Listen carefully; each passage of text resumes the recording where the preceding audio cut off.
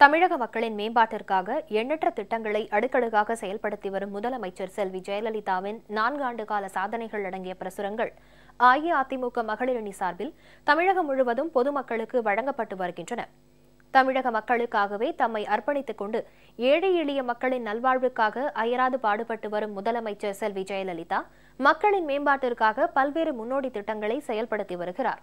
முதலமைச்சர் செல்வி ஜெயலலிதாவின் 4 ஆண்டு கால சாதனைகளை பொதுமக்களுக்கு எடுத்துக் கூறும் விதமாக மாநிலம் முழுவதும் பொதுமக்களுக்கு கழக மகளிர் அணி சார்பில் இன்று பிரசுரங்கள் வழங்கப்பட்டு வருகின்றன. சென்னை தியாகராய நகரில் வர்த்தகர்கள் அதிகமாக வசிக்கும் பகுதியில் கழக மகளிர் அணி செயலாளரும் நாடாளுமன்ற உறுப்பினருமான திருமதி சசிகலா புஷ்பா தலைமையில் மகளிர் அணியினர் பிரசுரங்களை வழங்கினர். அப்போது கழக நிர்வாகிகள் உடனிருந்தனர். சென்னை சைதாப்பேட்டையிலும் திருமதி சசிகலா புஷ்பா தலைமையில் பொதுமக்களுக்கு கழக அரசின் சாதனைகளை விளக்கும் பிரசுரங்கள் வழங்கப்பட்டன. சட்டமன்ற நாடாளுமன்ற உறுப்பினர்கள் மற்றும் கழக நிர்வாகிகள் உடனிருந்தனர்.